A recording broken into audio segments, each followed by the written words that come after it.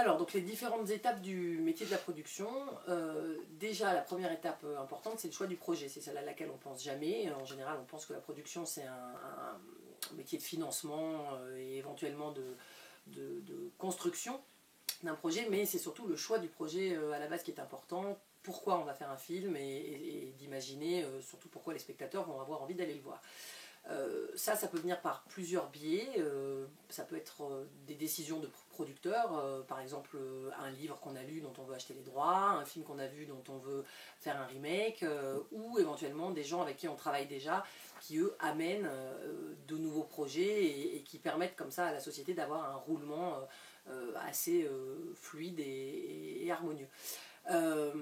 Ensuite, on engage des scénaristes évidemment pour écrire sur un sujet, sauf si le scénario vous arrive déjà tout fini, mais ça c'est relativement rare. Démarre l'étape à la fois de financement d'un côté et ensuite de construction d'une équipe artistique, alors le réalisateur, le casting évidemment, et les différents postes techniques qui sont en gros le chef opérateur, celui qui s'occupe du cadre de la lumière, le monteur, la script, enfin des postes qui sont quand même relativement importants et dont on décide ensemble avec le réalisateur. Cette étape se fait conjointement avec l'étape de financement. En gros, on a des partenaires qui sont, on va dire, quasiment toujours les mêmes. Les chaînes de télé, d'abord. En gros, Canal+, pour tout ce qui est télé payante, et TF1, France 2, France 3, M6, pour tout ce qui est télé gratuite. Alors on appelle ça Pay TV, Free TV, hein, sinon personne ne va comprendre. Et il reste maintenant un certain nombre de nouvelles chaînes, genre Direct 8, W9, NRJ12, etc., qui vont maintenant avoir des obligations d'investissement dans le cinéma. Il faut bien savoir que ce système de financement en France, il est extrêmement sympathique pour les producteurs parce qu'il vient d'un certain nombre d'obligations d'État, c'est-à-dire que le chiffre d'affaires de ces sociétés, chaque année va être évalué et 10% de ce chiffre d'affaires, par exemple chez Canal+, doit être réinvesti dans la production cinématographique française.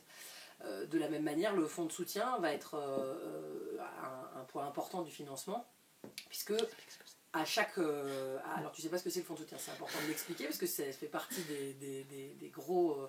de l'exception culturelle française dont on parle très souvent.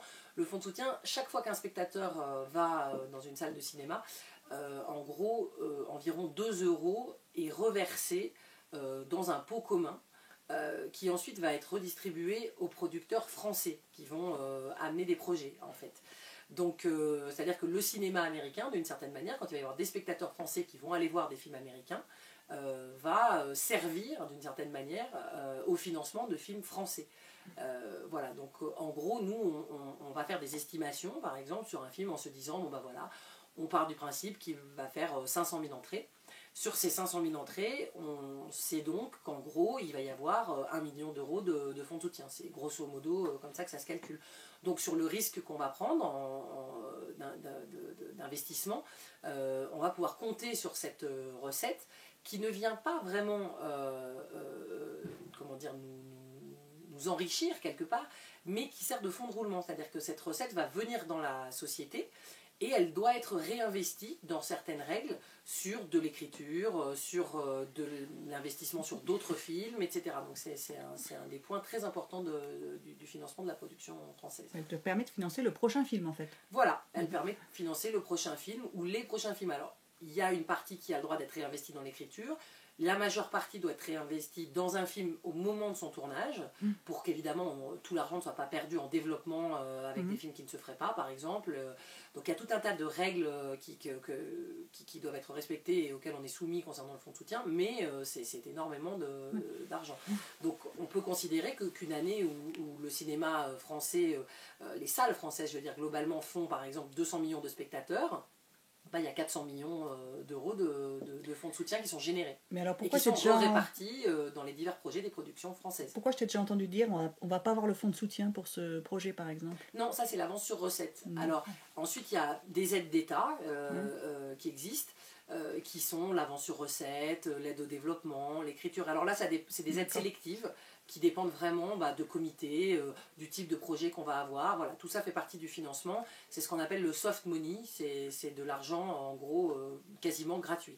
Alors par exemple, l'avance sur recette, quand on l'a, on va devoir la rembourser une fois que le film sera exploité. Alors que certaines aides, on les garde et elles font partie du financement du film. Voilà, donc il y a toute cette partie-là. Les chaînes de télé donc, sont à la fois, entre guillemets, un peu du soft money, puisqu'ils ont des obligations d'investissement, mais c'est finalement de l'argent qu'ils investissent soit pour de l'achat, c'est-à-dire qu'en gros Canal+ va vous acheter le film pour pouvoir le diffuser. Alors ils vont acheter une diffusion ou 2 diffusions. Sur les gros films en général, ils achètent une diffusion, contrairement à TF1 qui lui sur les gros films achète 2 diffusions. Et une part coproduction pour tout ce qui est la télé gratuite. C'est-à-dire Canal+ n'est jamais coproducteur, c'est interdit dans ses statuts, mais les chaînes de télé type France Télévisions, TF1, M6, eux prennent une part de coproduction, c'est-à-dire qu'ils vont avoir accès aux recettes du film ensuite, et une part de ce qu'ils vont nous donner correspond à l'achat du film pour avoir le droit de le diffuser. Donc soit une fois, soit 2 fois. Et tout ça dans l'ordre de ce qu'on appelle la chronologie des médias, donc, qui est en rapport avec tout ce dont on entend parler actuellement, la loi Hadopi, etc. Enfin, l'exploitation des films en VOD, en vidéo. Enfin, il y a une chronologie qui commence par la salle, ensuite par la vidéo, ensuite par la télévision. Et puis ensuite le catalogue tourne, repasse, et toute la vie du film se fait sur un cycle assez long finalement.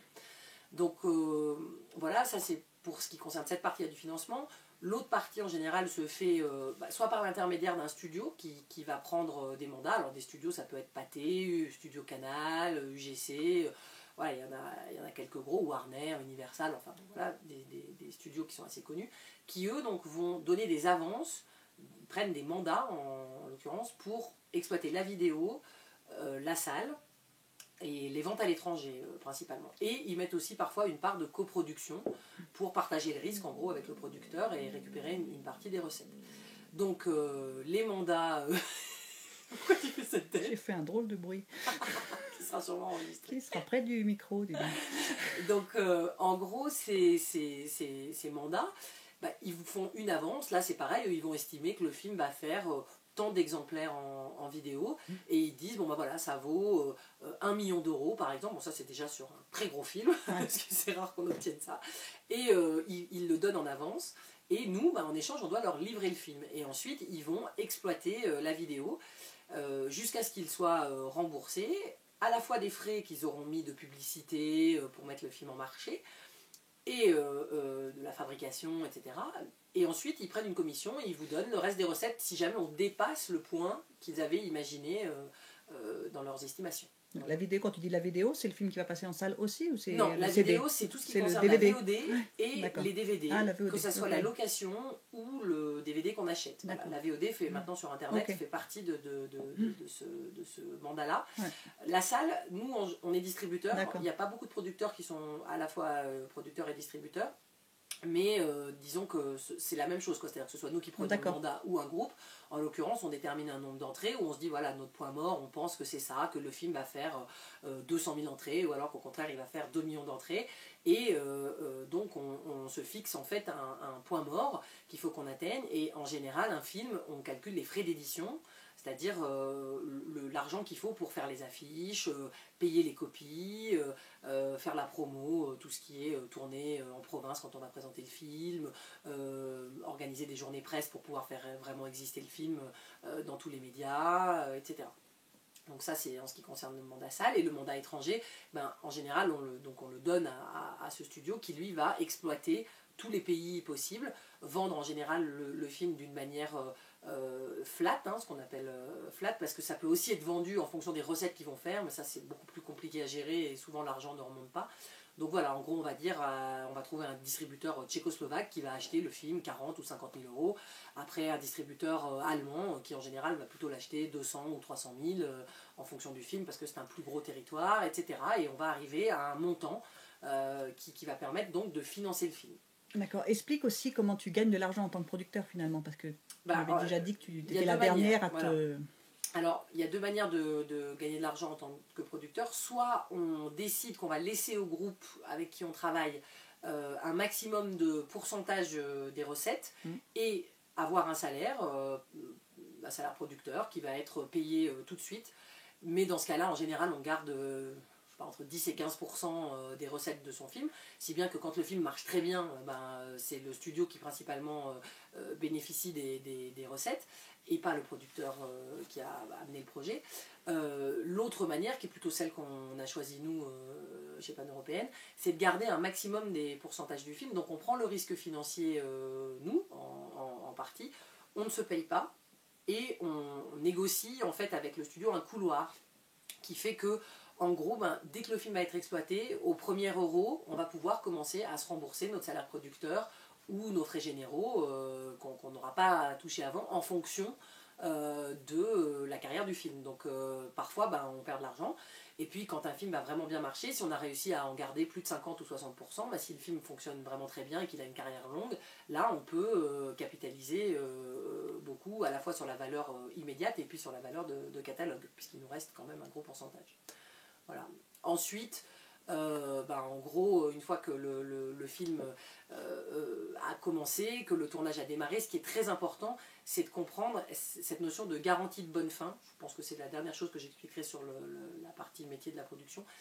En fait, l'argent qui est donné à la fois par les studios, par les chaînes de télé, ce que j'ai expliqué avant, nos divers partenaires financiers, dont les Sofica, dont je n'ai pas parlé, qui représentent aussi une partie du financement, qui sont un investissement spécifique des banques qui est très adapté au cinéma, et qui est de l'argent en gros pas cher, c'est que ces gens-là vont nous promettre l'argent, mais nous, avant qu'ils nous payent, on doit livrer le film. Et c'est là que se situe le deuxième risque. Nous, on a le risque de développement, c'est-à-dire on va payer un scénario, puis ensuite est-ce qu'on va arriver à le monter? Est-ce que le marché va accepter de financer le film? Ça, c'est le premier risque financier. Le deuxième risque, c'est que quand donc, le réalisateur est parti, et là, si par exemple il ne veut pas tourner parce qu'il décide qu'il ne fait pas beau, ou qu'il faut qu'il refasse 15 prises parce que ça ne lui va pas, ou des choses comme ça, c'est lui qui a le droit moral de son côté, et ça c'est très spécifique au droit français, parce que dans le droit anglo-saxon c'est toujours le producteur qui l'a, en France c'est vraiment toujours le réalisateur. Donc le danger c'est de se retrouver avec un film qui dépasse, et de ne pas arriver à livrer dans le budget qu'on s'était fixé. Et alors là, c'est ce qui peut arriver de pire, parce que tant qu'on n'a pas livré le film, évidemment, on n'est pas payé. Donc, il faut arriver au bout et faire que le film se termine à peu près dans le budget qu'on a déterminé. Donc, c'est là la partie la plus intense. C'est pour ça que les films se tournent le plus vite possible, avec vraiment un timing très, très, très précis, et une équipe où chacun, vraiment, va faire le maximum de son côté pour qu'on respecte à la minute près ce qui a été prévu. Et du coup, qu'est-ce que vous avez comme levier pour faire tourner quelqu'un qui ne veut pas tourner, par exemple? Rien, la confiance, avoir choisi la bonne personne au départ, voilà quoi. Et puis aussi qu'ils comprennent que s'il y a un désaccord entre la production et la réalisation, là, à un moment donné, le film risque de ne pas sortir. Et lui, la personne qui tourne, elle va avoir investi 2 ans de sa vie. C'est un travail complètement... le réalisateur n'a qu'un seul bébé, le producteur a plusieurs bébés, donc lui il a aussi envie que son film sorte, qu'il soit exploité, donc tout ça est assez peu dit, et c'est vrai que nous ça nous est arrivé très peu souvent d'avoir des problèmes avec des réalisateurs, mais quand ça arrive, et il y a eu de nombreux cas dans le cinéma où c'est arrivé, c'est extrêmement compliqué, donc c'est là que se situe le vrai risque, la garantie de bonne fin, quoi. Ouais. 14 minutes, je vais peut-être un deuxième film après.